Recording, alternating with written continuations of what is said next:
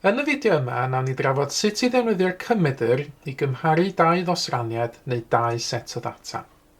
Nawr, dychmygwch eich bod chi newydd symud fewn i dŷ a fych chi eisiau penderfynu pa gwmni i gyflenwi band llydan ydych chi, broadband.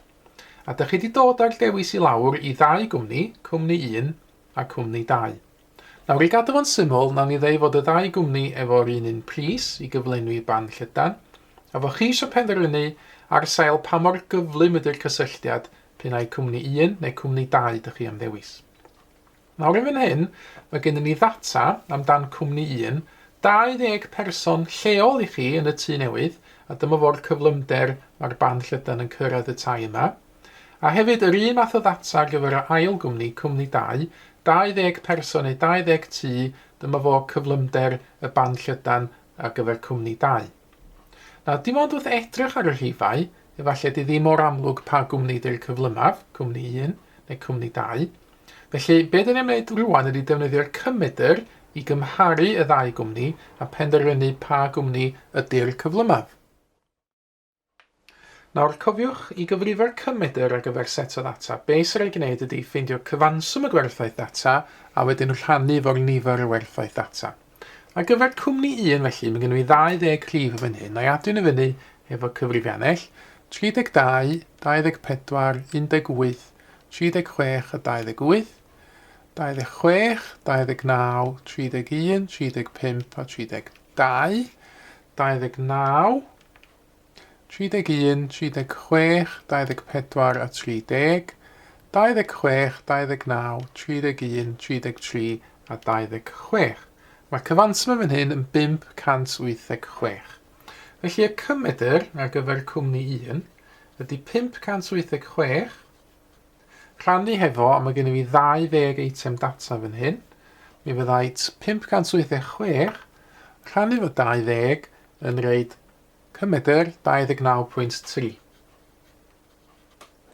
Yn debyg o'n ar gyfer y ail gwmni, weithio allan y cymydr, dwi angen cyfrifo'r cyfanswm.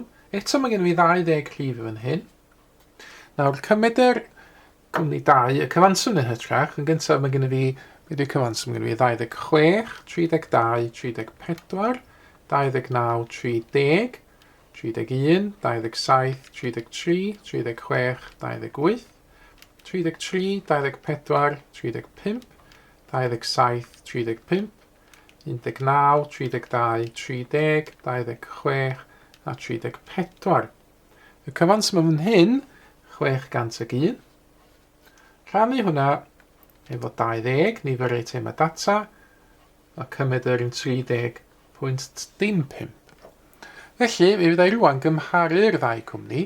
Ar gyfartaledd, mae cyflymder band llydan, cwmni 2 yn uwch. Felly, so ni yn dewis cwmni 2, felly gyflenwi band llydan, a gymryd nhw'r un pris ac yn y blaen. Mae cyflymder yr ail gwmni yn uwch, felly mae'n ei fwy o synwyr dewis yr ail gwmni i gyflenwi y band llydan. Nawr, cyfle iddo chi rwan, geisio cymharu dau ddosraniad neu dau set o ddata fan hyn. Dyma ni dymereddau am canol dydd ar gyfer ddau ddinas a ar gyfer pob diwrnod ym mis Mehefin. Cyfrifwch y cymydr ar gyfer y ddau ddinas a defnyddiwch hyn wedyn i benderfynu ar gyfer mis Mehefin pa ddinas ydy'r un cynesaf. Ar ôl chi weithio allan eich atebion, gewch chi weld o'n os ydych chi'n cytuno efo'r casgliad sy'n dyfynu ar y sgrin yn awr.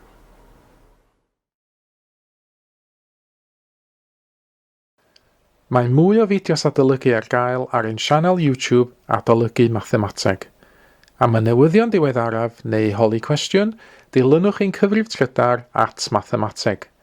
Neu ewch i'n gwefan www.mathemateg.com am fwy o adnoddau adolygu.